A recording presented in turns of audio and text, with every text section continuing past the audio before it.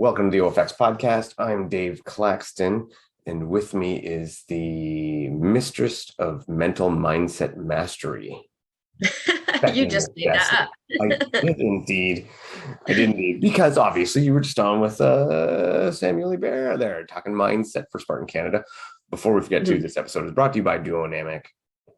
Great equipment, awesome stuff. And very, very soon we'll be putting out a post for a giveaway for a Duonamic setup. One day I will learn, but it will not be today. So yeah, well, why don't we just start prep right away? We will have a guest later on, but we'll go prep right away, and we'll talk. Might as well talk right about Spartan Canada, Montreal, going to Tremblant. Are you prepared? Are you ready? What's this looking like?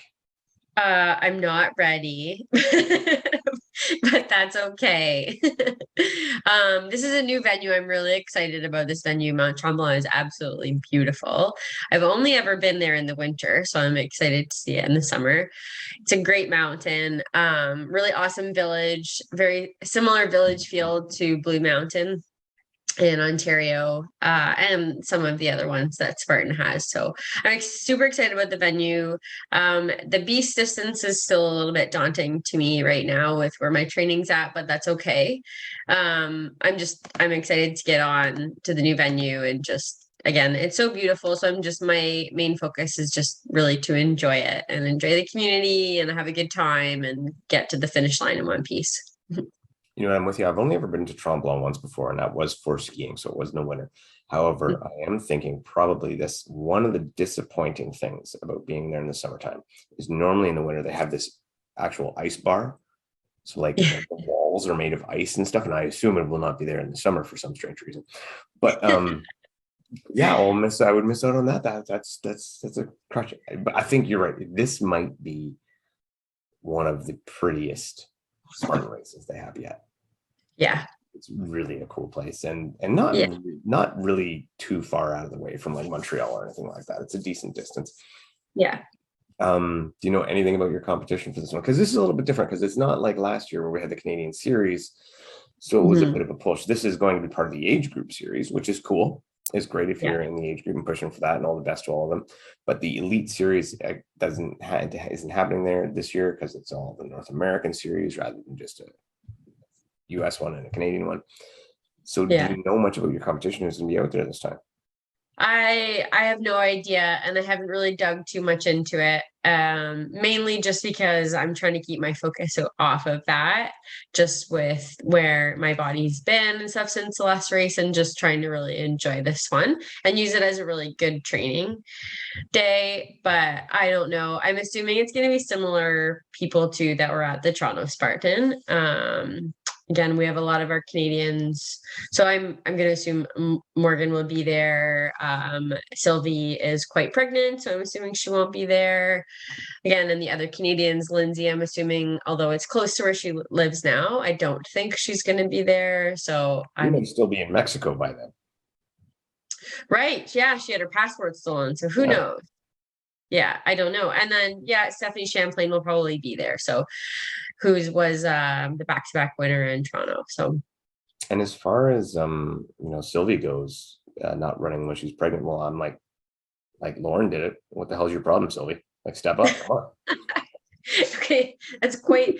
I can't imagine going over a wall though when you're quite that pregnant. I think the Spartan scene is a bit different. Although Sammy Bear's fiance did it quite pregnant. Jade. And I saw her there. She not only did she do it, she did the men's weights for the bucket and for the Atlas stone. I know. And I saw her go, because I was up there when she did it. She did that, and then she went over the vertical cargo net. She did it all. Yeah, but to each their own when it comes to what you do when you're pregnant. So and yes, absolutely. And I'm going to say this as well, and maybe this will poke a little hole in Jade's mystique.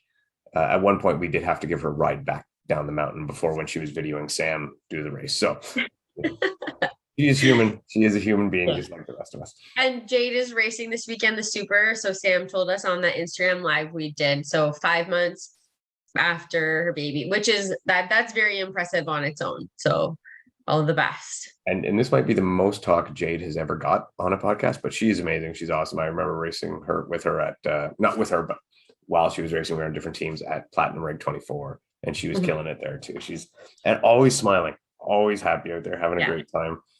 Yeah, so, she's awesome. They're great people, both Sam and Jade and Charlie. I believe that's his name, Charlie.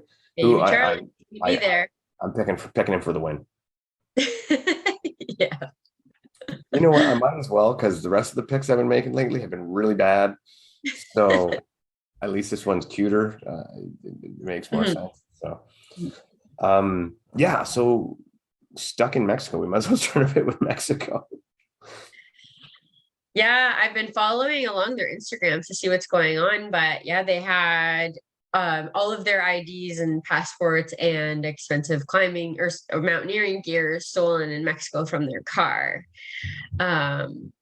It sounds like they're able to get across the border doing some applications, but that's a traveling worst nightmare.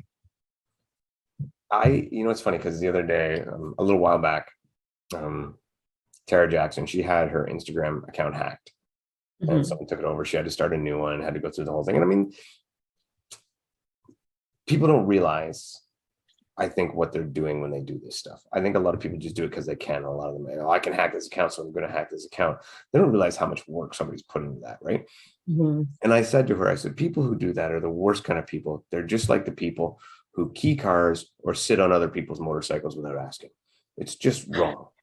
So I lumped in the same procedure. And then, you know what? It's a perfect example. People who steal passports out of other people's cars and stuff like that, race. Again, just the same type of people. Horrible shits. Yeah. And just the level of inconvenience. And you know what? I'm sure they didn't know they were stealing until they read the passports, who they were stealing from. And even then they probably don't know. But people put so much work into their stuff and work hard, and they go to these races, and this is supposed to be a good community. Whoever was at that race, this was somebody who was somebody at that race. It wasn't. This is not like it's in a mall parking lot and it's just some dude randomly walking by. Someone was there to specifically do stupid shit like this, and they need to go piss off. Yeah, possibly be beat, and I'm all for corporal punishment in this matter. Death penalty should be invoked, and I'm pretty sure in Mexican prisons it might be. I have no idea, but I don't know that much. But it's just shitty. It's just really shitty, and I feel really bad for them. And especially, it was a great race for Lindsay, but it went a little south for Ryan. Yes, it did. I was mortified when I saw what happened with his spear. So what do you think? And I've had some chat with this. I was on with Matt, and we talked a little bit about this, and I was very curious to your opinion. So let's just put it in. There is this specific situation, but I think it can relate to any situation. What should be the proper procedure? And I've looked through the Spartan rule book, and I can't find one. Proper procedure for a malfunctioning obstacle.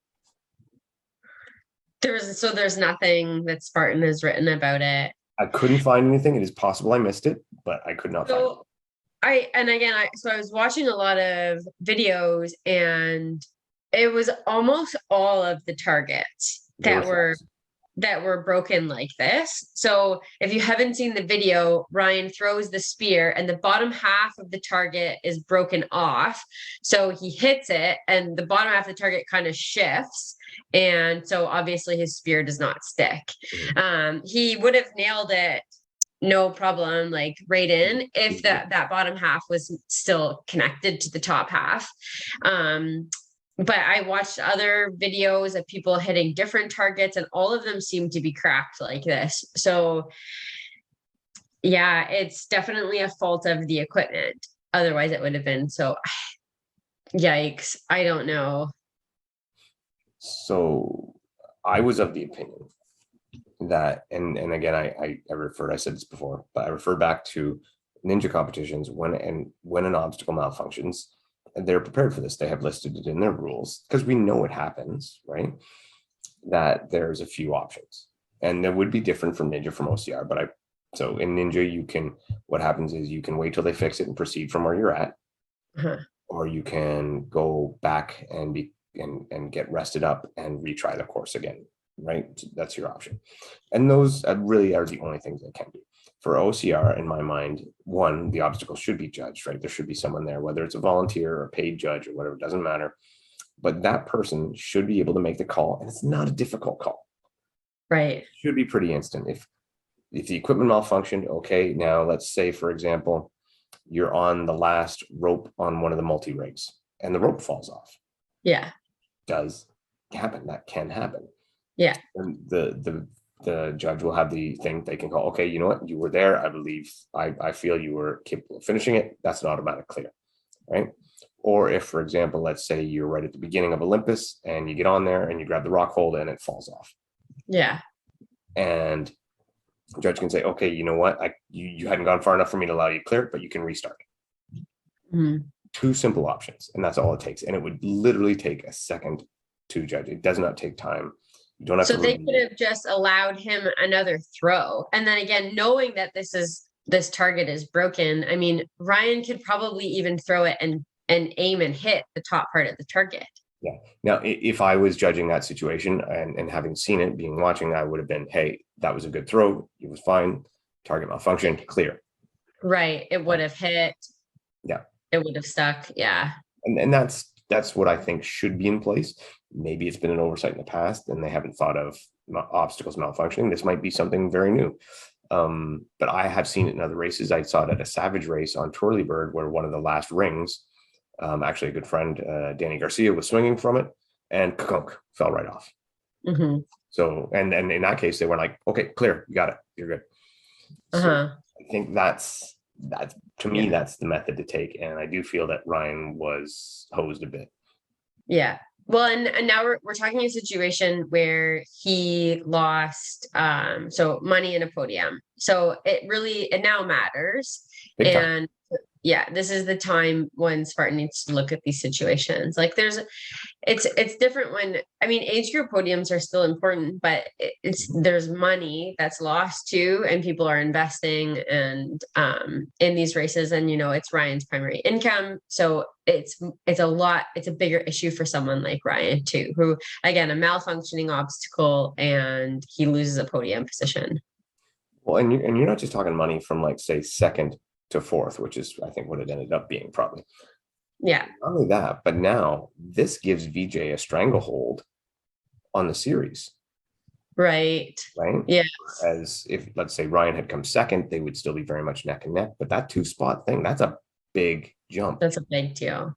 And now that didn't just cost him money from that race. That could cost Ryan the money from potentially winning the series. Because now all VJ really has to do is just kind of, if he podiums on the next two, he's going to be all right. Because Ryan also had a bad finish at Slow, which would have been his race he threw away, and still will be. But now he's saddled with a fourth instead of a second, and that that it really isn't on him. But sadly, he's going to pay the price for it, and that's cool. Sometimes you make these races and things come up, new rules come up. I mean, you don't think of stuff sometimes. The NHL forever. For example, penalty shots were always penalty shots, no big deal, breakaways, stuff like that. And then one time this goalie, I believe he was actually in the AHL, but he had a 2-on-0, so two skaters coming on a goalie all by themselves. Chances of making that save are very minimal. So he turned around and pushed the net off. So that causes a stop and play and makes a penalty shot. And the penalty shot is just one-on-one with the goalie. And the skater has a lot more rules to follow. They can't go backwards. They can't do a bunch of different things. So it gives the advantage back to the goalie. Obviously, at the time, genius as a goalie, super smart, but yet completely cheesy, cheap, and wrong. So they made a rule. But nobody ever thought anybody would do that. So what I'm saying is Spartan may not have foreseen this. It happens. But at this point, rectify it, put it in the rule book so that it's fixed for next time. Yeah. And it's still a new sport. So there's these situations that they're coming up and they're novel. So do the right thing, figure out a good rule for it. And then moving forward, this is what we do if this situation comes up. And when Spartan starts to pay me to be head of officiating, I will gladly do so. They're not knocking on my door yet. Wait, no, that wasn't them. Sorry. Thought it was. My bad. So sticking again with OCR2, did you catch any of the stuff, even if it's just like highlights from the Euros? I was watching highlights, yeah. So I think it was definitely Ida's weekend. Wow, she did great. Yes. And again, so Ida and I were both in a boot at the same time. So I watched her progress very closely. And well, she was a little bit before me, and man, she's come back with a vengeance. So double win in the 3K and the 15, and then her team podiums also in the team event. So phenomenal weekend for her. I haven't had a chance to talk with, like I mentioned, messaged Leon a little bit, just a little back and forth. But I haven't had a chance to talk with her or Leon. I'd really like to, about how they felt about this 3-band system. Okay, I was very curious how this worked as well. Yeah, and I mean, it did make it a little convoluted now. I mean, Leon, he was doing some live streaming, and Leon will make a tractor sale sound exciting. I mean, so it was great. It was all fantastic. I mean, Yeah. you could just you could listen to Leon read the dictionary, and it's going to be, wow, that was the greatest thing ever. So it sounded great from that perspective. But I would like a little more in depth, as to how the athletes felt it played out, how it went. My opinion, just starting out, just hearing about it, was it sounded very convoluted to me. Not impossible, obviously, but just more complex than I thought it needed to be. So was the rules that when you failed an obstacle, you lost 1 band and you had 3 fails? Yeah. Okay. Exactly. But I think, though, the deal was, and I think this happened to Leon in 3K, where I guess he got stuck on an obstacle and thought that the better choice would be to give up a band and go for the speed, because he thought it was the wall, and everybody was failing the wall, the big wall. And he thought everybody's going to fail, so I'll just ditch my band, go for the speed. And he thought he had himself in second place because of that. But then it ended up slower people got the wall. Okay. Right. And then ended up bumping him back from second to 12th. So your band, so the number of bands you have, they're all listed first, and then it's your time. Yeah. And it sounds very similar to the system that Indian Mud Run uses. And I get it. And I think, and I've said it before, that I like that idea for Indian Mud Run. And I think I like it there because it's not a championship race. Mm-hmm. I'm really torn on this because I don't know. I'm seeing the in a championship race, and if I'm watching it, when that guy crosses the line, I want to know, okay, that guy won. That guy, like that's the excitement and the drama. But right. At the same time, I really like this, where it's an obstacle course race, and if you can complete the obstacles, that should be goal A1, completing the course. Goal 2 is completing the course faster. Yes. So, I mean, I don't know. I don't know how I feel about it. Yeah, it gets so tricky then, because when you're in the race, you don't know if the person that's racing beside you is really your competition, or if they're a level down because they've lost the band, or who's where. So you really kind of have to zone all that out. It's probably a lot of thinking within the race too, and race strategy. But yeah, that would get really confusing. Yeah, I think it could. I mean, I'm sure I haven't heard any complaints about it from a, like, I didn't get put in the right spot, or I didn't get put in the right spot, or anything like that. I haven't heard that yet. So hopefully they did a good job governing it, judging it. So hopefully that all went well, placing people in the right order. But yeah, I would, Leon, love to talk to you again, have you back on and talk to you about that. And Ida, never got a chance to talk to Ida. Would love to talk to Ida. She's fantastic. Yeah. Big fan of hers too. Mm-hmm. So I guess that's kind of on me. Maybe I'll reach out. Yeah. Yeah, I'd like to know more about this system though, because it's still a tiny bit confusing to me too. But so do you choose when you give up your band, or is it just when you fail, the band is gone? No, it's a multiple attempt thing. And then you could try the obstacle as many times as you want, and then you choose. So you could technically fail 3 obstacles. Yes. Like give up your band 3 times and you'd still be. Yeah. As far as I know, that's how it's done.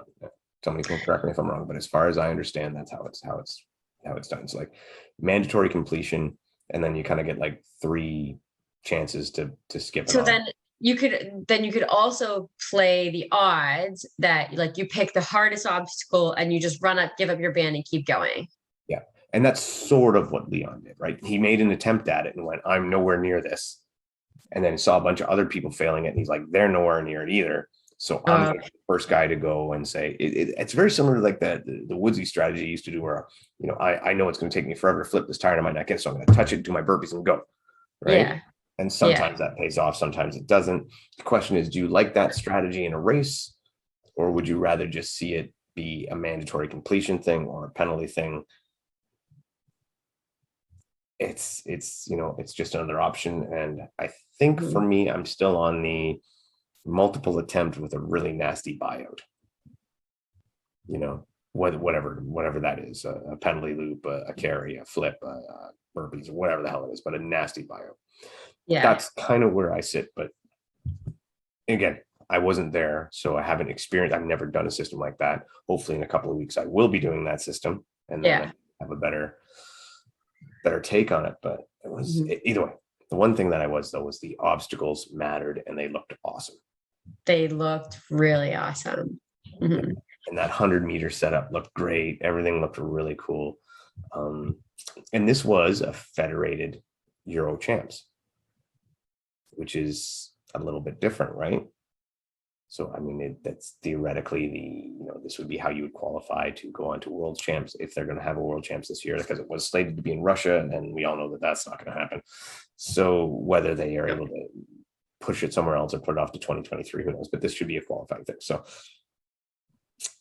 yeah, big deal. It looked like great race and they looked like they did a good job. Yeah. So Yeah. I'd like to see more of that. And also from the federation thing, World Obstacle has said we are combining with World's Toughest Mudder for a 24-hour world championship. So essentially, Okay. World Obstacle is putting their stamp on World's Toughest Mudder, saying this is the world championship for 24-hour race. Nice. So now I know you've never done WTM, but I said this before, people might not have heard, but my issue with this, my fear, I shouldn't say it's an issue, it's a fear. It's that World's Toughest Mudder is notoriously a team effort. Everybody helps each other, like Tough Mudder ethos, and also known for really stupid penalties. Right, like the dizzy bat, the find the hay, the army man in a bale in a haystack, the rubber duckies everywhere. If they allow that kind of stuff to happen for the elite pro competitive world championship wave, it will be a farce. Yeah. So again, when you're looking at a world championship, so you have to put things that are applicable to the race too. So the fun things that they do with World's Toughest, it's just not going to fly. So yeah, so the run penalties, heavy carries, burpees, anything like that, where it's a bit more standardized. Yeah, because I mean, how pissed would you be if like you're running that race and you're fighting for podium, for first, for whatever, and then let's just say for argument's sake, Ariel comes up behind you and you're on Mudderhorn climbing over this giant cargo net and she flies by it because she did a dance for a dude back there and he gave her a golden carabiner to pass the obstacle. Is that how it works? It does some for the open waivers. Yeah, it does. Like the one year they were like literally throwing them at people and stuff, like it was crazy. Or someone, you could get one from a friend. Like, Oh, wow. So yeah, too gamified. I'm confident that they're not going to have that stuff for the elite wave here. Right. I'm confident they're going to do the right thing and be okay with it. It's just a fear I have by them picking World's Toughest Mudder, and it entered in my head. So why didn't they maybe do the Spartan Ultra? Because I mean, you're still dealing with the Spartan company essentially, right? So why didn't they do the Spartan 24-hour, which is a little more rigid in its rule set and sometimes too much, to the point of 30 minutes per miss burpee, but we won't go there. Yes. But why wouldn't they have gone that route? That was just a thought that popped in my head. No. Well, like, why didn't they choose Spartan? Yeah. Why? I don't know. I just kind of popped in my head, like, why wouldn't they have gone that route? It seemed, I don't know. maybe easier people to work with. possibly. I don't know. I didn't want to say it. We'll leave that alone, actually, now that I think about it. Yeah. So I guess the other talking point I really had was Atlas Games. And I don't know if you got a chance, because I think you were pretty busy this weekend, but I did watch all of it. I couldn't watch all of it live, but I would like catch up, which is actually the best way to watch it, other than losing that experience. But I caught up, and it was really good. It was very exciting. What did you get to see? I saw very little again, and it was really just highlights on Instagram. But mainly I just looked at the overall standing. So I was just checking to see if Carolyn punched her ticket back to the CrossFit Games, which she did. She had that last qualifying spot. So yeah, so we're very excited for Carolyn. She's awesome, and she's going. And it was nice to see Lexi as well get a heat win in the last event there, which, by the way, did you see what the last event was? Is this the one that finished with the barbell snatches? No. This is the one that was essentially a shuttle run with legless rope climbs. Oh. And it was very quick. Like, it was, if you had a good time, like, so it seemed like, I believe Emma Lawson won that one, and she was like just under 4 minutes. Like Lexi won her heat around 4:44. So I mean, if you put in a good time, you were under 5 minutes for the women. Some of the men, I believe, were under 4, maybe even getting close to 3. So I mean, it was a fast event, but it was essentially 10 times you would run down the 50-foot run, 15-foot legless rope climb, back up the 50-foot run. So you did that 10 times. That's all it was. Not bad. This is kind of a cool event. I like this one. Maybe just a little more OCR, and that's why I kind of liked it. But that's one I'd like to try at home. But then I thought, what I'd like to do with it is add, instead of just running down at the one end, so you still have your rope climb, then at the other end have like a heavy Atlas ball over a bar twice. So over the bar, then you go under the bar, over the bar, under the bar, then you run down and do your rope climb. So I thought that would be cool. But then if you added a rucksack, and instead of legless rope climbs, had regular rope climbs. So you did the Atlas ball. Because remember, we saw in the road games, they had that, the rucksack rope climbs, and it really beat people up. Yes. So I thought that would be, I got tinkering. Dave's fantasy events. Yeah, I just got tinkering and thought, that was pretty cool. I'd like that. Either way, though, I did like that event. And earlier in the thing, and when you say snatch, again, in the team event, Sean Fantuzzi did a snatch, dislocated elbow again. No. Yeah. And I'm like, damn it. This is just hashtag ban the snatch, man. I hate that freaking thing. And that's what keeps me from doing a CrossFit competition. It's totally that left. Not that I'd be any good at it, right? I couldn't do RX. I'd struggle on some of the scaled stuff. I'm not great with Olympic weightlifting. But that one lift keeps me from putting any interest in doing a competition. Yeah, it's so high risk again, and you're doing it fatigued, you're doing it at high intensities. There's just, with the back and the elbows and the shoulders and everything, there's just so many things that can go wrong.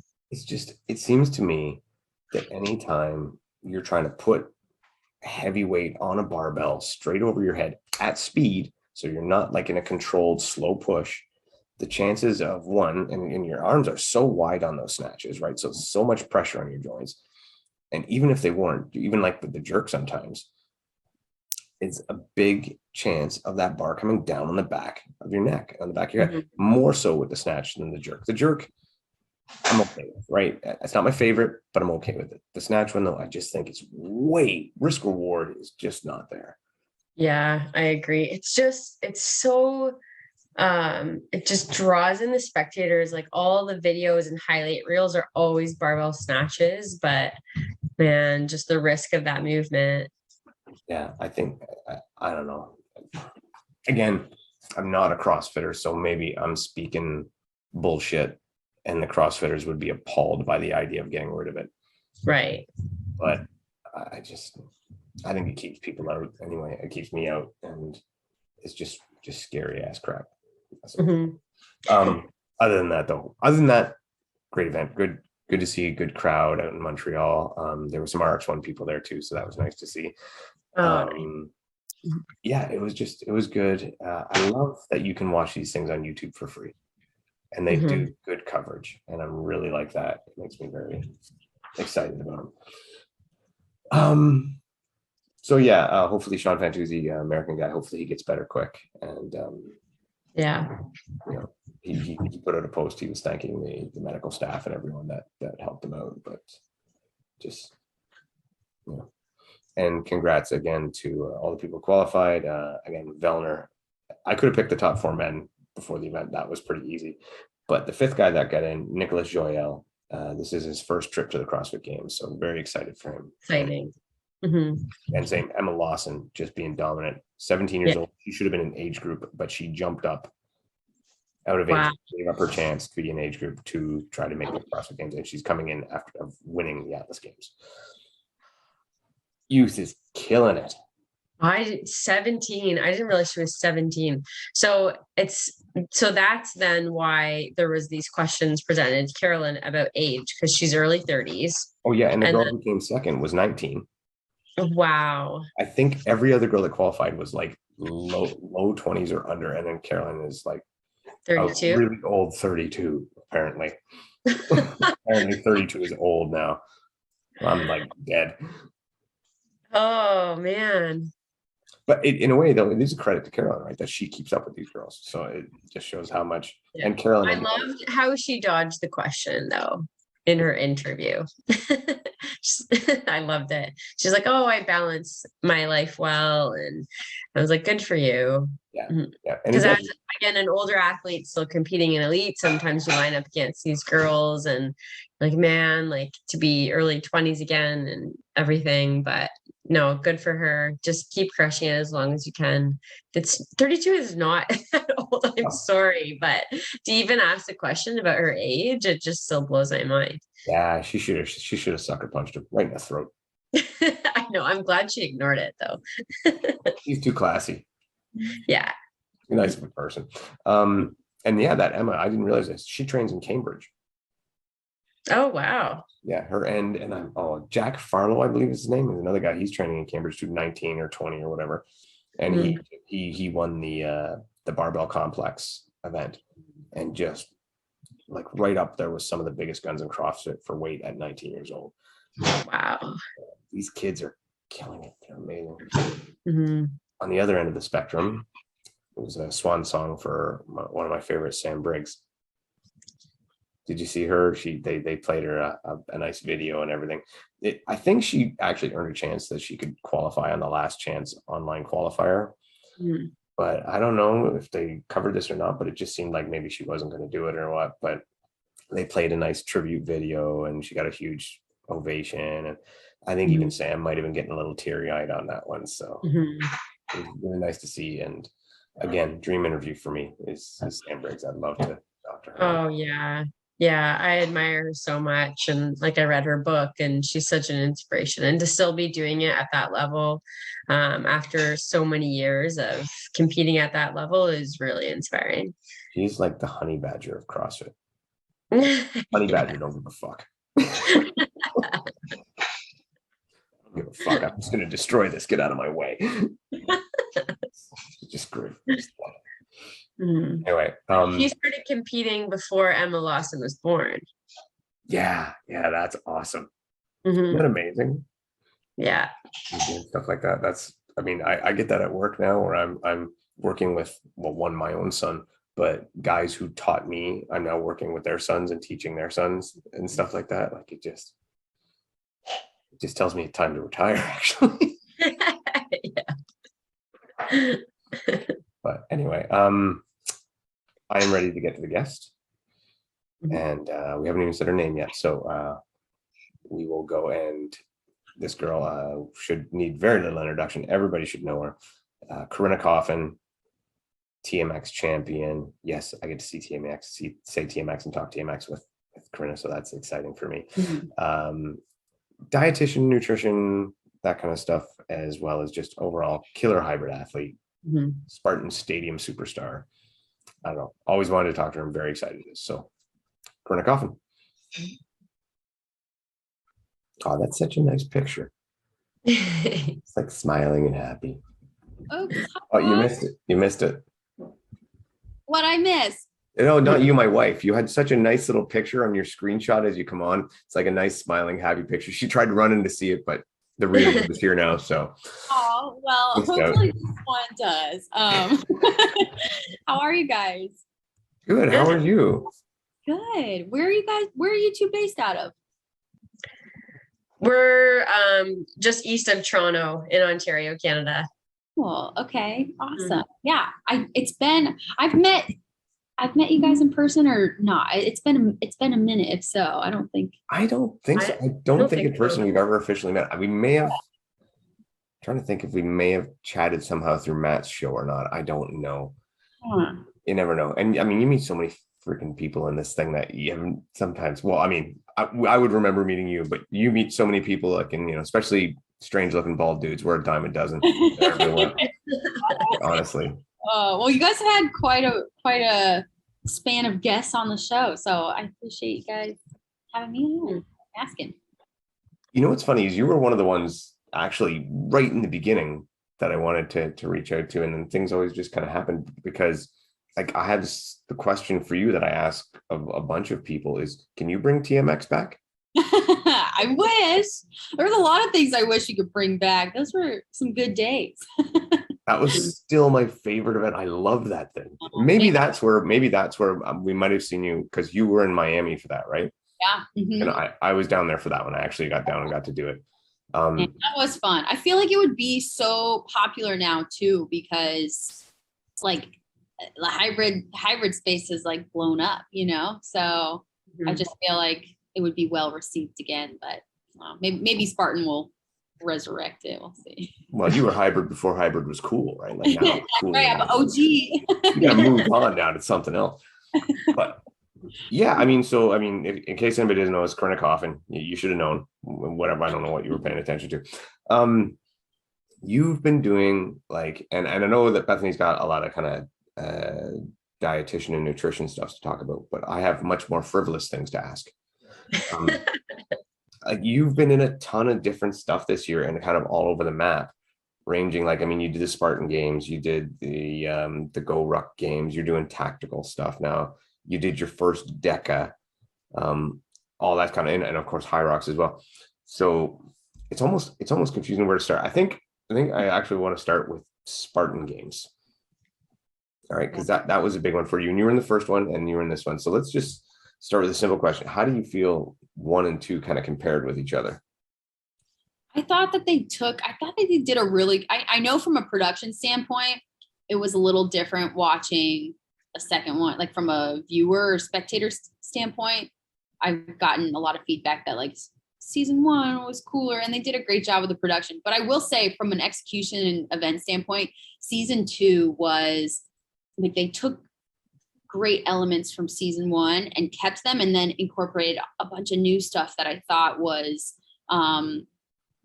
really creative. And of course it was, on another mountain, but at altitude. So you had that thrown in. But I thought that the Air Force Special Warfare recruiting that was the sponsor, I thought that added a really cool component with both the tactical event on the last day and then the military test on day 1 that really kind of shook things up from the get-go. So, and then they condensed a lot of the longest event was the half marathon as opposed to doing the 5 and 6 hour grueling hauls with mountain biking and running. So I personally appreciated that, not the super, super long stuff, but I felt like the results still panned out on those longer running events. I felt like the results still panned out as they would if they had been extended several more hours or miles.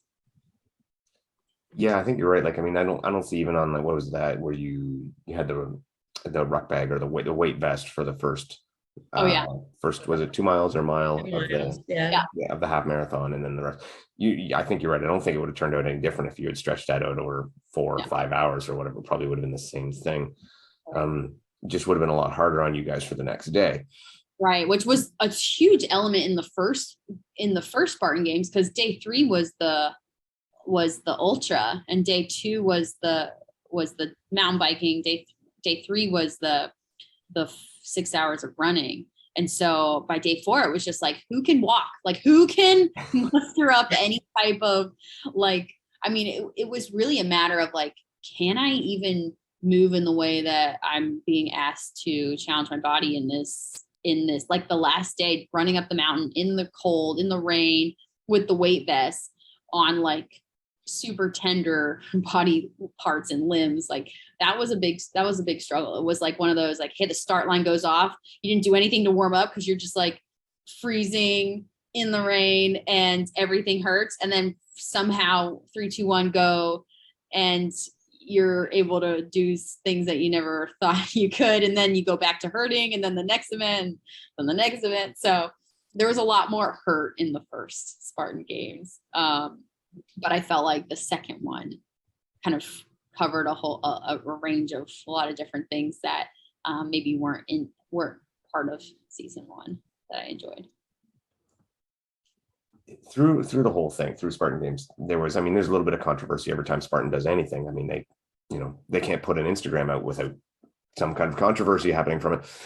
There was, like I said, there was the bit with Lindsay in the first event where she skipped the sled and, that kind of thing. And then there was do we have to go in the water, or we shouldn't have to go in the water if we've already failed out, and all that stuff. Somehow you seem to manage to steer clear of everything. And you're kind of like, and I used this term actually earlier for Sam Briggs, is you were kind of like the honey badger of the event, where it's like, honey badger don't give a fuck, I'm just going to keep going. And how do you steer clear of all that? How do you keep your mind in that game without getting sidetracked with all the bullshit?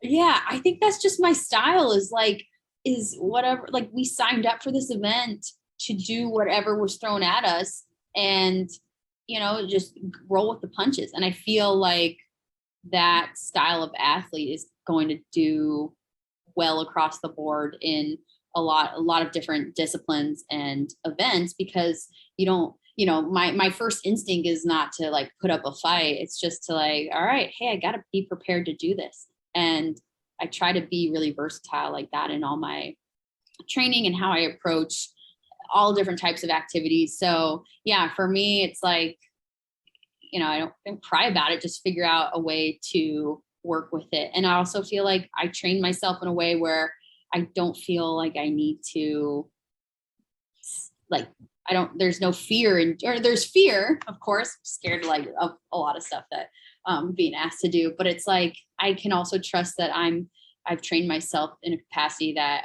I think I can do what's being asked of me. If the person to my left and right is being asked to do it too, like, why shouldn't I be able to complete that as well?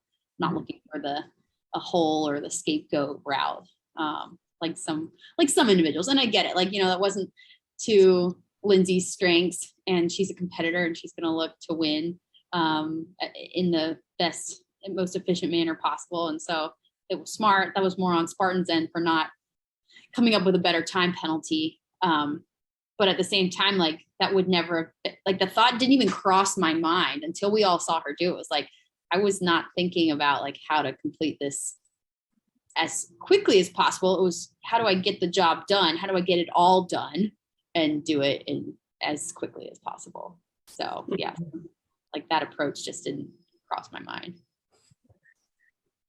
You're probably one of the most versatile athletes in the group, though, too, just when you look at your background. So you do have an endurance background and the CrossFit and the hybrid racing. And although these events really did suit ultimately, I think, to Ryan and Lindsay's overall strengths, if they had moved a little bit more into some of the strength components, do you think the result would have been a little bit different? Well, I think we can't forget Lauren Weeks. Like Lindsay and I had a great battle for the first Spartan Games, and Lauren was still right there, just in the shadows. And it's funny because Lindsay and I just have completely different strengths. We're completely different athletes. So it was kind of funny, or it was fun to like have the two of us finish first and second. But then this past year, like, Lauren was incredible to watch because she is everything that, like, in so many ways, the fact that she can even hold a candle to Lindsay's running ability, yet be so strong and such a good swimmer and lifter and sprinter, like, and, you know, all these things wrapped in one, like she was just amazing. So, you know, I felt like day 2 was a lot of running. Like we had the Spartan cross, which was nowhere near the same style of Spartan cross as it was in the first Spartan game. So I was disappointed about that. It just felt like easy obstacles and running a bunch of laps up these hills, not mountains, but like on the side of a mountain. And I was not feeling it. Like there was no way as like there was no like need to be super obstacle proficient to. And a dunk wall doesn't belong in Spartan cross. Yeah, a barbed wire, a dunk wall, a cargo climb, like that's some tire flips and sled drags and some harder obstacles. Good. Yeah, I remember like Spartan like season 1, you'd finish a lap and be like, I don't even know if I can do the monkey bars without my grip giving out. Like this is going to be interesting, and there were a lot more fails and whatnot. So that was disappointing. But then then doing the half marathon run, and then having the pacer test, like those were all like, and the 1.5 mile run for the pass test, like there are definitely some running heavy elements to the Spartan games. And, I think if they're trying to find the most versatile, like endurance athlete, then that deserves to stay there. And I just got to, get faster or if I want to do better in those areas. But Lauren was just so amazing. The fact that she and Lindsay had like the same 1.5 mile time for the pass test. And then, and she, won the DECA strong event, and she came in like second on the half marathon. Like, it's just like, she's just incredible. Yeah. We've been convinced that like the COVID break that brought everybody down actually gave Lauren superpowers, because she just has been on this roll since then. It's just been unbelievable. And she very much listens to this all the time. So hi, Lauren. So we're allowed to kiss a little ass with her. That's okay. and motherhood will probably just be another superpower on top of that. Not calling that easy at all, but I feel like she's going to come back. She's going to like step back into the competition space after having this baby, because clearly it hasn't stopped her in right. Journey. We talked about it when she was on here last time. That kid's got no excuses for anything. Yeah, right. They're gonna have to do everything. Like, there's nothing like, I did this when I was pregnant with you. I did this. I did this. I have no excuses for nothing. I've already done this before. Why aren't you acting like it? Yeah, she's incredible. So you went we had that, and then something very similar-esque, you went to the Goruck games. Mm-hmm. Now, and how do you compare those two? Because, and I'll be straight out, a lot of athletes had much higher reviews of the Goruck games compared to the Spartan games. How did it hit you? I agree. Like, I think that there was so much that I loved about the Goruck games in terms of just the execution, the manner and the professionalism in which they ran the events. Like, there was never, like, they clearly thought out everything for this event. And again, mind you, that was like, it's 2 days versus a 4-day event like Spartan's putting on. But, when you're told like, you're going to do X, Y, and Z, and here's the rules, and this is the point system, and this is how we're, this is how we're judging everything, it leaves little room for controversy or for people to open their mouths and to complain and to argue with points. And I just felt like they did a good job just from the get-go being, here's how it is, take it or leave it, pay attention to us. Like, they commanded respect from the get-go. And I think that's from that military kind of, the cadre, the staff, and kind of had that, like, that military style approach to their events, because they are, based off of, that Goruck events are very much, integrated with the military lifestyle. And I just thought they did a great job with organizing all of us and kind of running the competition as it should be, and covering all the bases, and having a judge for every single person. Like, that was key too, because I think with Spartan, sometimes like people, they cut corners here and there because they don't we don't have the judges sometimes, or you don't have like the eyes on, and like not everyone's on the same understanding that this movement is performed this way. And no reps will be called out, or we will ask you to turn back. And I just like, I feel like their integrity, like they kept that very strong all throughout the competition. And then the events were just like, the events were super fun. They were diverse. You know, we didn't know what to expect. They kept calling us back up to the stage to get briefed on our next event. And it's almost better that way, because I feel like there's a lot less controversy, because I mean, you have to answer questions, but at the same time, it's like, okay, this is what we're about to do. And we're starting in 5 minutes. So like, you don't have the whole night to think about something and come up with X, Y, and Z excuse. It's like, here's what it is. We're going to do it, and we're going to do it now. So, and there were hiccups for sure, like their first event, but, or things that I would have done differently. But at the end of the day, it was just really well run. And it was just a high level of competition too that was there. That was nice to see. You're one of the people who actually seem to get excited for like the wrestling and the Spartan games. And then you didn't get to take part with the grappling and the Goruck. And I've been on the other side of the fence publicly, just because I'm more with, believe it or not, with the Goruck, just because of some safety issues that I think could have been addressed. Disappointed you didn't get to take part in that? Oh yes, 100%, Dave. I was so bummed. I mean, I got out on that the final 8, and I went up against Rachel Waters, sorry.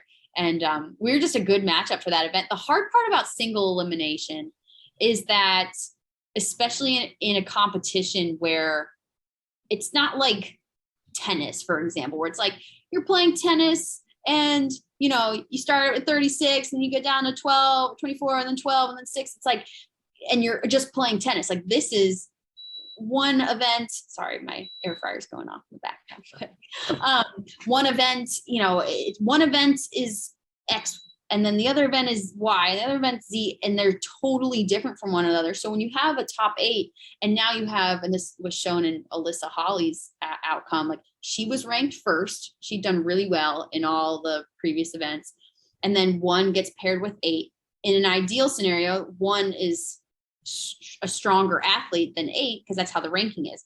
But the issue, or what you kind of, not really issue, but what you come up against is that now you're doing a completely new type of event, because they're testing out all different types of events. So now 8 could be better than 1 at that, like that ranking doesn't really mean anything. And so you got some really good matchups for that obstacle course sprint with the sandbags. And then you got some matchups that like weren't so great, regardless of where that all stacked up. So I felt like it was a little bit of, you know, luck of like who you faced off against, not necessarily ranking you in the order of like, you know, the better athlete, just like you were the better athlete for these 4 events that were prior to this. So, you know, I got matched up against Rachel. She was a great matchup. I ran out of steam on those, you know, carrying those sandbags. I underestimated I thought they would be heavier and weigh her down, like, you know, and hold her up a little bit more, and they didn't. So I was, you know, just trying to play catch up at the end. So watching the next 2 events after that, knowing that they would have been great events for me, I think that's what honestly hurt the most, was like, damn, I know I could have done really well in these 2, but I have to sit and watch on the sidelines. But the wrestling did look really fun. I mean, sure, I'm sure there's definitely better steps they could take for next year. But I do hope they keep that, because I thought that was a really cool element to the competition that you don't really get to see. And I think it's a great skill to have, or to be proficient in, at least the basics. But personal opinion, I know that's no, actually, I mean, you probably haven't heard what I've gone off about this, but I agree. Like I was a martial art instructor for years. I was a judo instructor. And so I do have a good basis. I enjoy a great grappling match. I really do. Selfishly, I would have loved to have seen you and Katie Knight go at it. I think that would have been a fantastic matchup. But my deal was there were people going into it who were completely unprepared, who had no idea what was coming, right? Now that people know it's a possibility, I'm okay with it, because people are going to go into the second one knowing it's a possibility. Fine, you know what you're getting yourself into. Have at it. That's cool. It's just to surprise some people with that, you know, perhaps were completely not prepared for it. I mean, I think it definitely was rough on Chris, for example, and stuff like that. Anyway. But to be fair, she has competed in wrestling. Like, she did the Spartan Games with that. Yeah. So like, I feel like the top 4 guys and girls. And maybe it was, again, maybe it's a little bit of luck that like everyone in there seemed to be a-okay with. There wasn't like someone who was just maybe not a-okay, and some of the matchups were very different, but it's like, they were good sports about it. Like, yeah, I'm going to do this. And I don't know, I haven't talked to like necessarily everyone, but it seems like a lot of them had experience doing that, like Mac, Hunter, Chris, Matt Kempson. So I felt like at least the majority of that those top 4 on each side kind of were up. And none of them are going to back down. They're just not those personalities, right? No. Yeah. So this might feed into some of the stuff that Bethany would know more about than me and my QAnon. Over these multi-day events, so when I go race, I'm generally a sprint guy. It's like a 30-minute effort, and then I gorge myself and I'm done. But for these, you guys, you're doing multi-day stuff, multi-events, and every day. How do you keep your nutrition going? How do you stay on top of that? Yeah, and honestly, that's such a big piece of the equation, because you've got multiple all out. I mean, all these events are all out, and potentially short, potentially longer recovery times in between.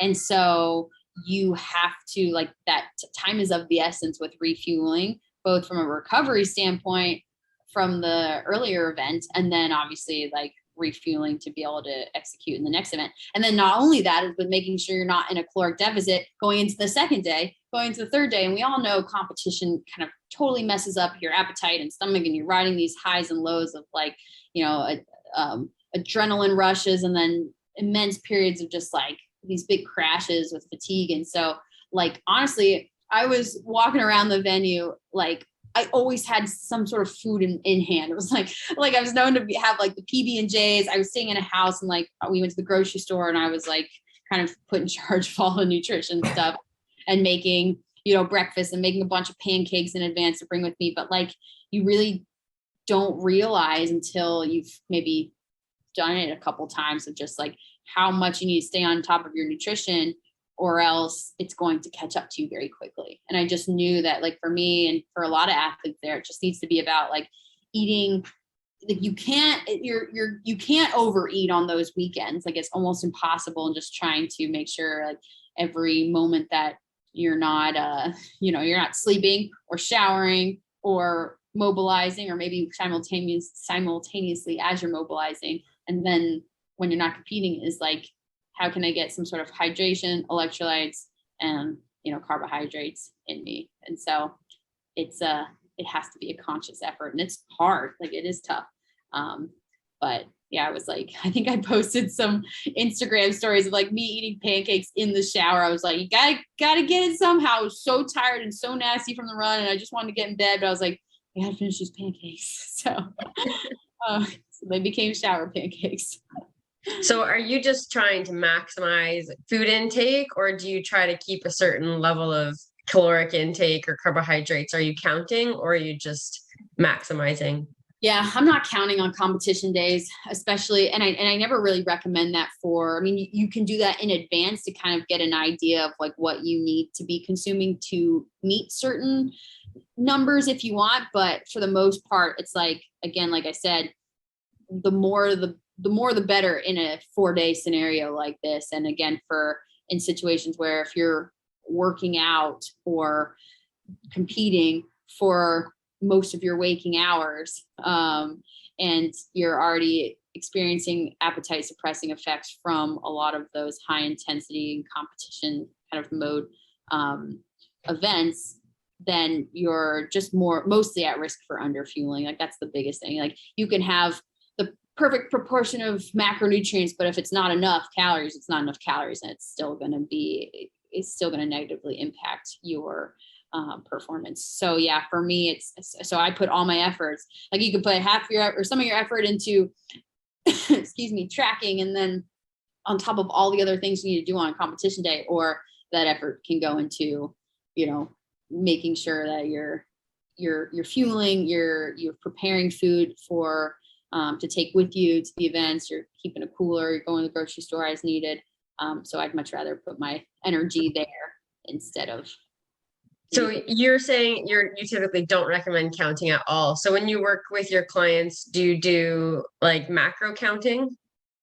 Yeah, I don't recommend counting on days of competition unless that's pre-planned, which again, like that's pre-planned. Like having a nutrition game plan for a race day is absolutely a great strategy, but that all needs to be done in advance. I wouldn't recommend I wouldn't recommend being on MyFitnessPal on your competition day for all that. So yeah, I think it depends on the client.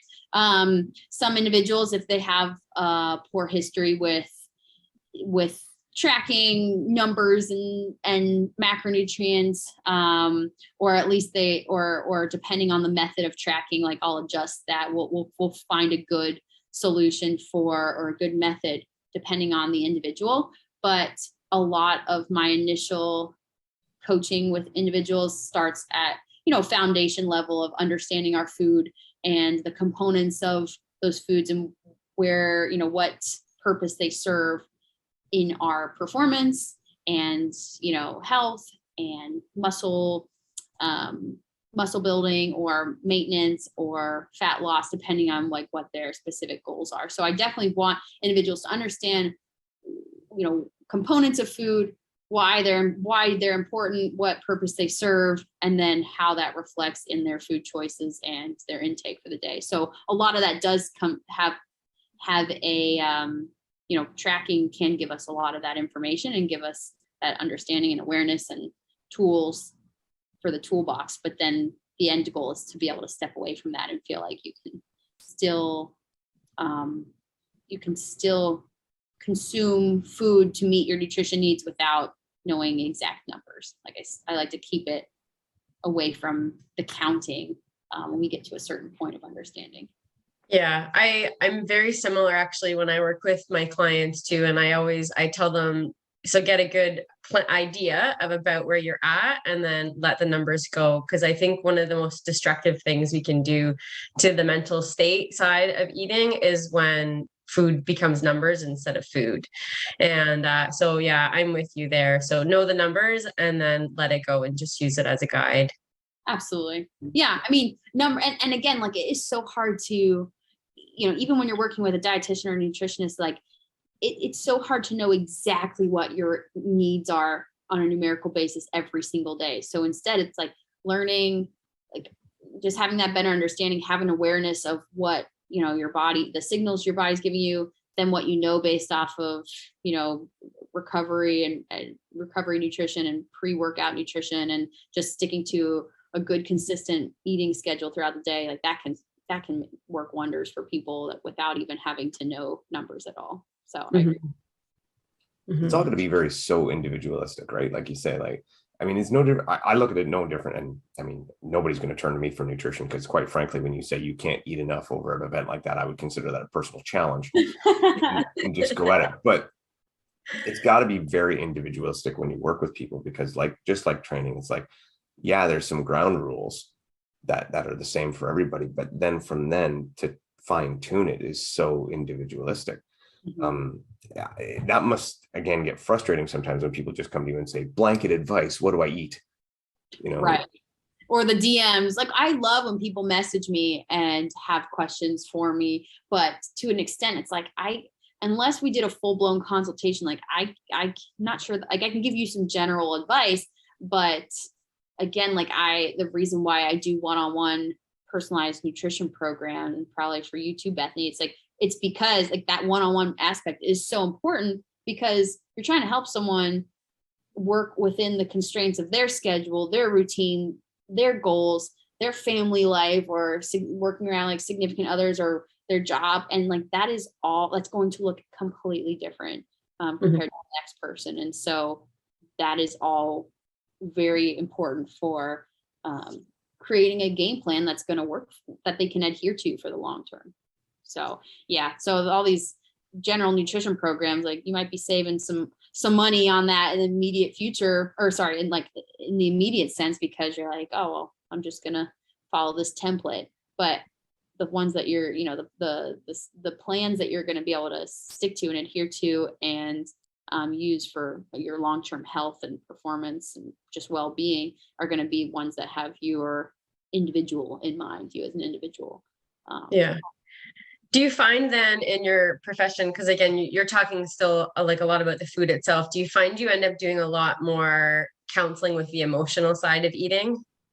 Oftentimes, yeah, because I mean, there's so much, as you know, like there's so much that there's so much that goes into our food choices, right? And like, and a lot of times, you know, it's dependent upon our mood or some things at work or social life or, you know, what you've got going on emotionally. If you're injured and like your state of mind being an injured athlete when you're used to being healthy and running around everywhere. And so it's like, there's so much that plays into our behaviors, our decision making, why we eat or don't eat and when. And so, yeah, it really has to be this. That's why it's so important for it to be individualized, is that there's so much going on for one person that you have to kind of tap into. You can't just tell me about your nutrition and expect me to be able to help you with all of your nutrition needs. We need to take a step back and look at like what's going on in your life. Like what are all the things that are impacting those areas for you around food. Mm-hmm. Yeah, you end up becoming like, it feels a little bit like a counselor at times, or you know, just like kind of like a life coach, because there's so many areas that like if you worked on that, then maybe your outlook on nutrition would be different. So. Right. Yeah. So you both kind of deal with this, and I was always curious, and my wife and I will be watching TV sometimes, and we'll see these commercials, and I wonder, I mean, they're obviously appealing to someone because they're putting out commercials like this and they're making billions of dollars on this stuff.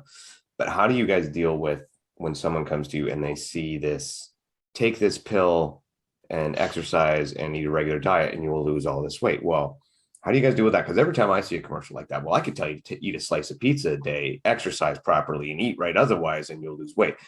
How do you deal with people who come to you with that mindset? Yeah, I mean, gosh, everyone's looking for the shortcut, the roundabout way where they have to put in the least amount of effort to get to where they want to go. And I think, you know that one? Because I'll take it. The biggest, I think, like in everyone's head, like right away, they just need to accept that there is no shortcut. There's no expedited process, and there's no one magic food or pill or supplement that's going to be that magic fix. It's a whole lifestyle approach. It's nutrition, it's fitness, or it's exercise, you know, there's components of just movement in general that are going to help you get to those goals. But we live in the Amazon Prime what generation, I guess, where, you know, we can have things immediately. And, you know, this is one of the things where we just have to be consistent and put in the work and see that little 1% improvement every single day. And if people stick with it long enough, which unfortunately people don't, they're so quick to toss in the towel. It's like, are you doing something different now for the better than what you were doing like a month ago? And they're like, yeah, doing this, and this. It's like, okay, but you're not seeing like the scale change in a way that you wanted to. It's like, but you, and, you know, and they're like, yeah, I just feel so frustrated, I'm just gonna throw in the towel. It's like, how can you say that when like you're doing things completely different than when you were in the past? It's like you're not in it long enough. Obviously there's so many things that we could dive into with that, but at the end of the day, it's like if you're completely changed your behaviors and your lifestyle habits, and you can't even rationalize that you're doing something better for your body, even if it's not coming out from a change in the scale. But if you can't have the understanding that that's going to have long-term positive impacts, then you're missing such a big portion about just like, you know, health and nutrition and well-being. Like I hate, you know, when people just hold their self-worth and their progress in the number on the scale. It's disheartening because there's so much going on that we can't necessarily pinpoint just from a number. Yeah, it is the most frustrating part, I think, is that people just want to see like the outside change. And so like you too, I remind them so much about the things that they can't see, like, you know, internal inflammation. Like, do you sleep better? Do you concentrate better? Are you doing better at your job? Like all of these things, when you make lifestyle changes with food and exercise, they're really positive, but it doesn't necessarily mean that any number has changed. And I always say your weight on the scale is just the amount of space you take up on the planet. So why are you trying to always constantly be reducing yourself when all of these things just really add to your life, and you're a better person because of it, and you're a healthier version of yourself regardless of what that number says. So trying to keep taking it away. And I really don't personally focus on weight at all. I use all these other factors to help people focus away from the scale entirely. And yeah, and like you said, there like these programs, the 21-day fit fix and these 6 weeks, that are just so destructive to the industry, because nothing significant happens in that amount of time. We're talking years. Yeah. And I have a minimum time. I have a minimum commitment for my coaching program of 4 months, because, and that's even on the low end range, because if anyone's coming to me looking for, you know, the quick fix approach, they either, one, don't really need my services, because maybe they only need to swap some things out here and there. And like that might be done with an initial consultation, but I'm working with individuals who are looking for a long-term approach to their health and nutrition. And I don't promise anyone anything in 30 days and 60 days. So I'm not going to create a program based around the short term, especially because it takes a long time to build habits and implement changes around your lifestyle. Like that's not something like, you know, 30-day program is just long enough for you to get sick of it and then can't wait to, like, you can adhere to it just long enough, and then after those 30 days you can't wait to get back to your old, you know, way of your old habits. So habit breaking and habit building takes a process. It takes time. I find that that scale can be a great tool and can be just a horrible thing for people. So generally I'm kind of with Bethany, is like, just get rid of the scale, and there's so many other ways to feel better about it. But also, do you find, and I would have to assume that you do, that so many people start and quit quickly because they put the unrealistic expectations of themselves of that speed? Like I see the guy on TV, he lost 150 pounds in 6 weeks or whatever the hell he did. And what I think people need to learn is that, or I have come to the understanding that generally quick gain means quick loss. And if you got there really fast, it's probably not going to last for you, because like you say, it's not a sustainable lifestyle change. It's usually just a massive caloric deficit where, you know, you can't function. Do you find the same thing, that happens to people? And then what will happen is they'll have a little hiccup where they'll have one bad day where they will eat bad, or they'll stop training when they were supposed to train, and they'll be like, oh, I fucked it up, I quit. Rather than just go, hey, I had a bad day, I get back on the train tomorrow. Yeah, well, that's the hard part, is like people always see the transformations, but what they don't see is either, you know, if you see the transformation photos, it's one thing. It's like, you know, but it, you know, and then the big transformation weight loss, it's like, it's not telling it. That is literally giving you like the Instagram reel of an entire process. Who knows how long that it took that person, or the extent to, you know, the dedication, or just the extreme parameters that they went to get to that point. And they're not showing the 6 months after, where perhaps that individual gained back everything and then some, or you know, or just the effects that it has psychologically or emotionally, or your relationship with food as a result of that process.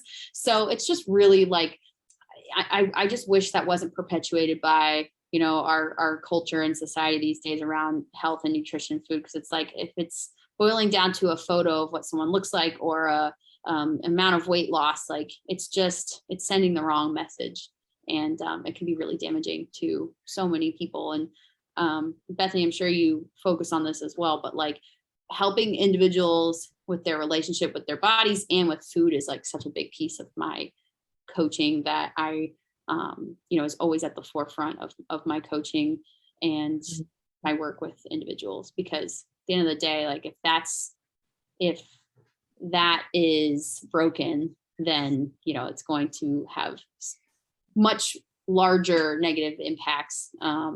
And, you know, that can stay with you lifelong, versus, you know, working on tackling that relationship, changing your view on your nutrition and food as more of like, you know, nourishment and a tool, you know, in some ways a tool and fuel to help you achieve your goals, but then also, you know, social and fun and you're getting a good enjoyment out of it with friends and family. So there's just so much tied into food that that is important and should be celebrated. And so I just, yeah, so that's just a big piece to it all for me.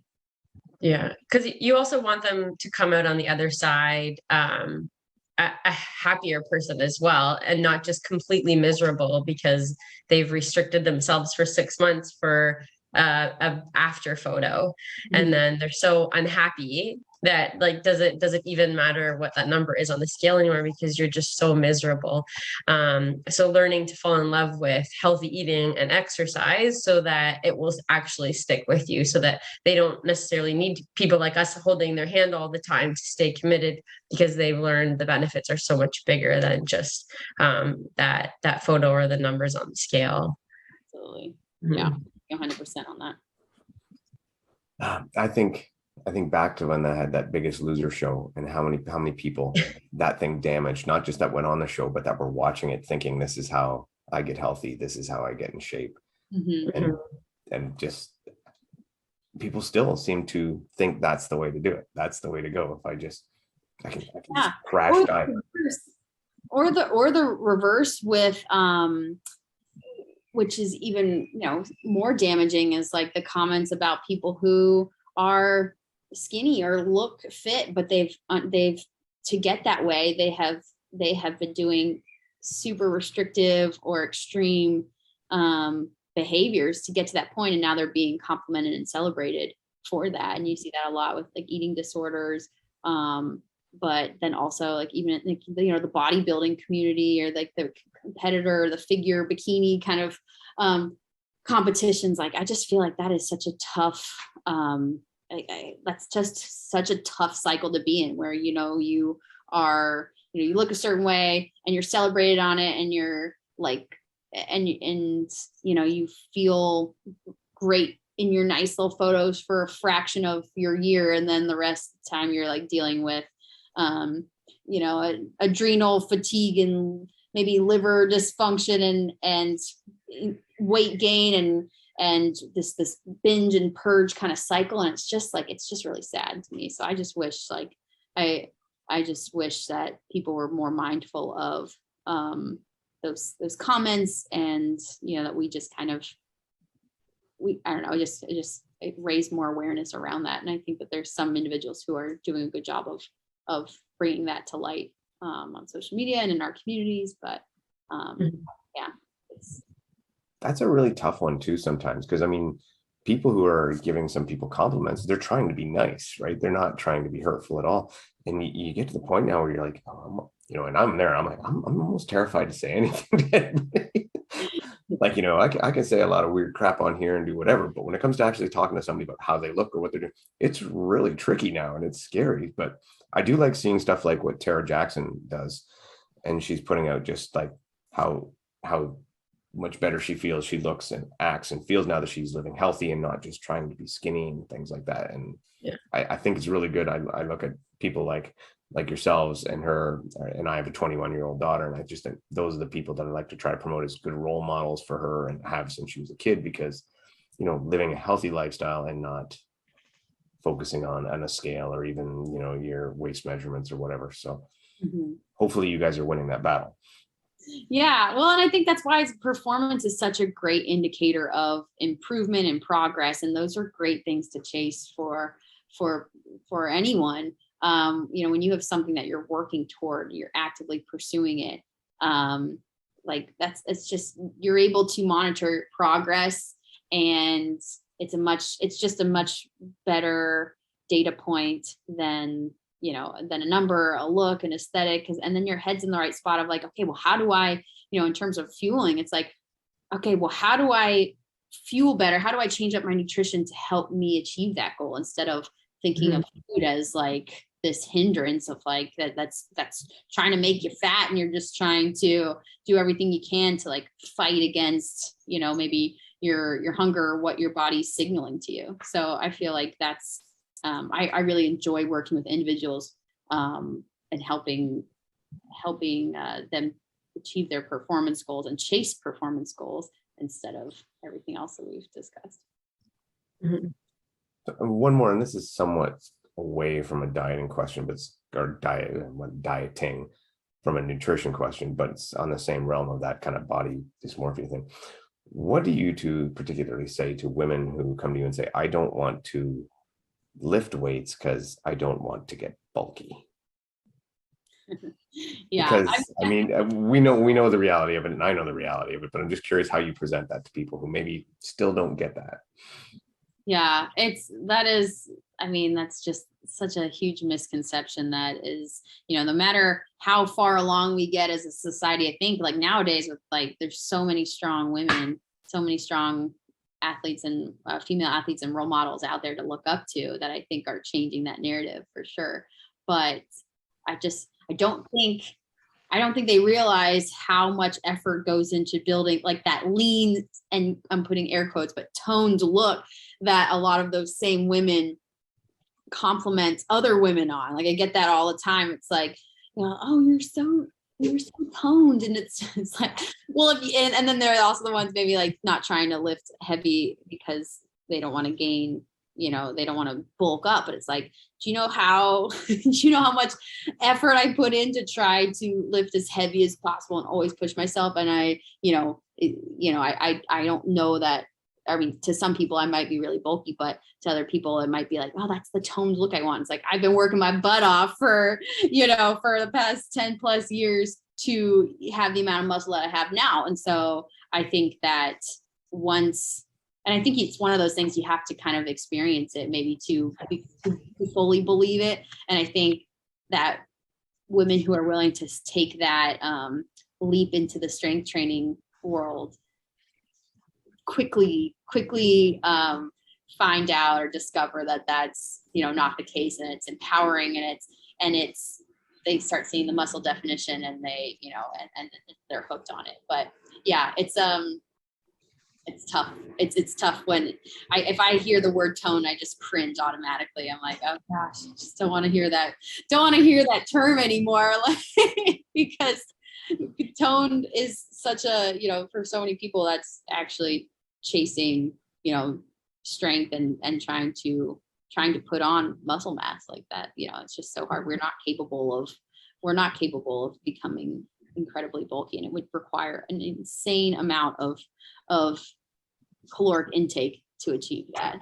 So, just magically just grow all that muscle without giving your body the resources.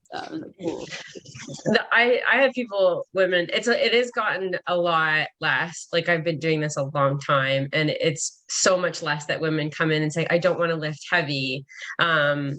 Because again, I think with the rise of things like CrossFit, women are getting a better perspective on and more appreciation for strong looking women. But I still have people come in and will say this to me, and I tell them the exact same thing. Like, it is so hard for a woman to look bulky. And like you said, the amount of food they're eating and likely other things that they're taking, women who actually get truly bulky. I said that there's just no way. And they've probably been doing it for 10 plus years. Like it's just not in most women's genetics to get truly bulky. And if they lift heavy, they're going to end up with the look that they want anyways. And I also explained to them the benefits for women, especially of gaining more muscle tissue, and then resistance training on connective tissue and helping with their bone density and reducing risk of osteoporosis and all these other benefits of lifting to kind of shift them away again from like, I don't want to get bulky.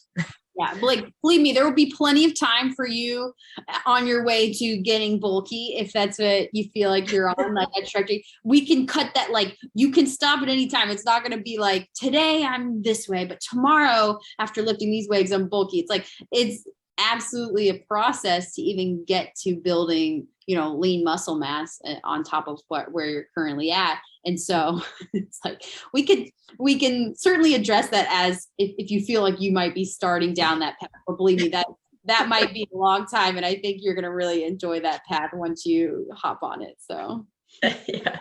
So the moral of the story is you will not accidentally get CrossFit thighs. Yeah. Doesn't happen by accident. All right. I'm going to step a little bit away from that for a bit because there's a couple of different events that I wanted to talk to you about. And it has to do almost with the relationships as well, because we talk about relationships with food and diet and nutrition. But I want to talk about your relationship with High Rocks. When High Rocks first came out and they came to the States in Miami, and I always thought in my head, I'm like, this thing is tailor-made for Corinna. This is great. But you and High Rocks didn't have the best start out to your relationship. We didn't. And honestly, it's like a love-hate. I feel like, well, the first event was tough because the carpet and my shoes and I didn't all get along. And for the life of me, I just could not figure out how to push that darn sled. And I felt like, I felt of all the girls there on that first event in Miami in the US, I was like, man, I should be crushing this sled push. Like of all things I should be crushing, it would be this, not the running, probably not some of the other stations. But so just to have the complete opposite happen, where I was like on an ice skating rink in my shoes and just like I was skating on that carpet. So that was a rocky start.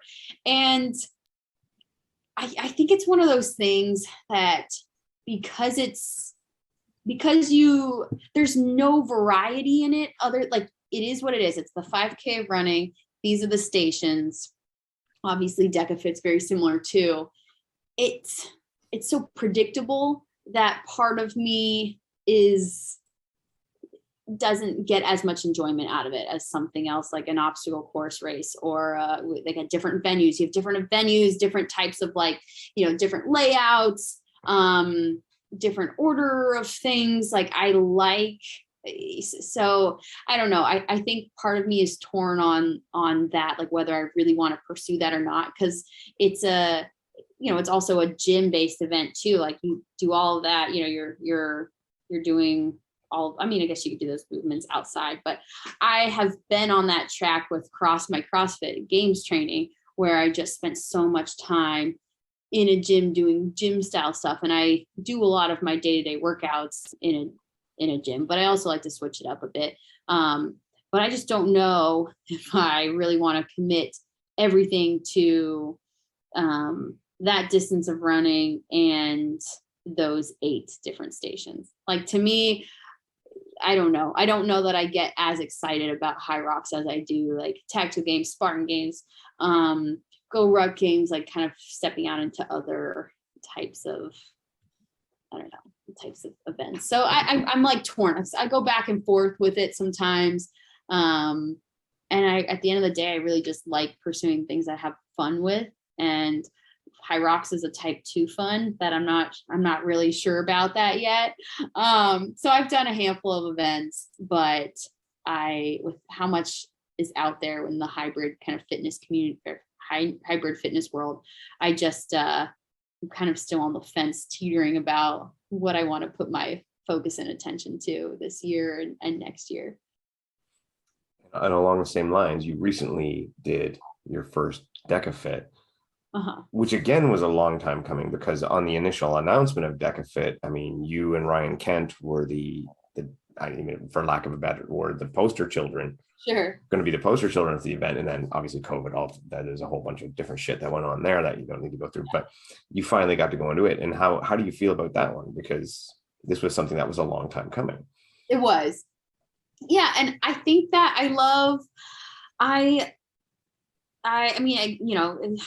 basically Deca is a scaled down version of High Rocks.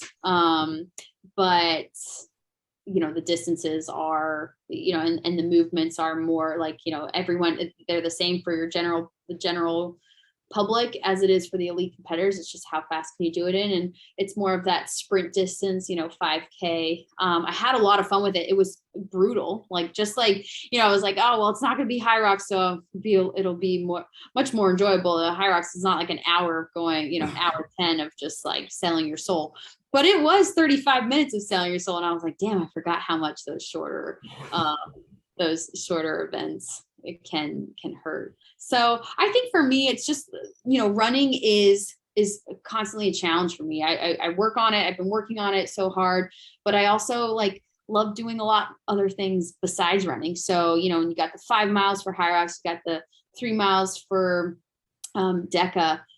For me, it's just like, okay, how much effort and time do I want to devote to running versus all these other fun activities that I enjoy doing? So, you know, this is kind of the year I'm kind of stepping into trying out a little bit of everything, kind of seeing what really, you know, what really gets me excited about competing, because I'm no longer in this volume game of like doing every single race and competition under the sun. Like I'm just being very selective about them, because I got business, you know, my business, and I'm married, and I, you know, got other priorities. But also I want to still compete. And so just kind of figuring out what it is that brings me a lot of joy and checks all those boxes for me that, you know, that allows me to train in very diverse ways. So I guess I'm still kind of feeling it all out. So you're sitting 5th right now on that top 12 thing, which means you're qualified for Atlantic City. Is that in the plans? Oh yes, that is in the plans. And I'm excited with that, because it's like, you know, I got the DECA Fit, we got the DECA Mile, I got the DECA Strong, which I still need to qualify for those other two. But like, that's exciting for me, because it's just different, you know, there's different components to it. I love that they offer, like, honestly, I think it would be really cool for High Rocks to do something like that, where it's just the stations, or, you know, I've been crying for a Half Rocks forever. Half Rocks would be fun too. So yeah, I'm excited for the diversity of athletes that brings out too, and the different, you know, also just trying to be an athlete who can compete and contend for a podium spot in all 3 of those. Like, that's really cool to me. So I'm looking forward to Atlantic City for sure. Yeah, I'm glad that and like with High Rocks too, the timeline of it, like having the World Championships in May this year, like it was not on my radar until, and I was kind of doing it, but like, you know, I was like, oh, January rolled around. I was like, you know what, fine, I'll go out and do Chicago. Why not?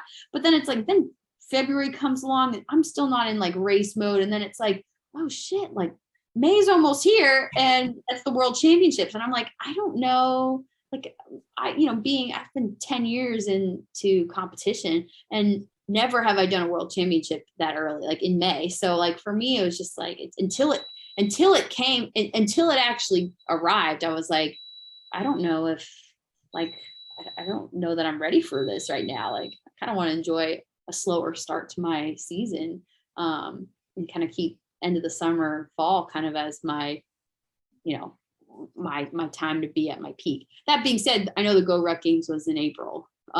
But at the same time, it's almost better when things are unknown, you don't really know what's going to be thrown your way. It's like, well, shit, everyone else is in the same boat too. Like, I guess we're all going to just take a deep dive and take whatever's thrown at us. So it's different when it's just like one very specific event where, you know, you can train exactly for it. So, yeah. You know, I haven't seen you really in the OCR space in a while. But one thing that you really shined on was the Spartan stadiums. Mm-hmm. Any of those in the plans for this year? They are actually next month. So July has the Anaheim one. It's like, you know, not too far from me. So I'm definitely doing that one. And then I might look at some towards the end of the year. Got my wedding in September and other things going on. We're traveling in August. So I'm kind of figuring out what I can do between this month and next month, and then take July or August and September kind of off. And then I've got the DECA World Championship and the Tactical Games Nationals in November. So kind of that's what I've got my sights set on at the moment. But and then that might be something we have to get into another time, is because the Tactical Games is something that seems to really have grabbed you there. And I mean, you can talk about it a little bit. I don't know a ton about the Tactical Games other than I've seen a lot of Kempson's done, obviously what you guys did at Spartan Games, and it does look really interesting. It does look like a lot of fun, but you've gotten off to a really good start at that, haven't you? Well, I think part of that is I was at an event that didn't have a lot of the top contenders in this, and you know, it's still can only beat who shows up. No one else better than me showed up on that day in that category.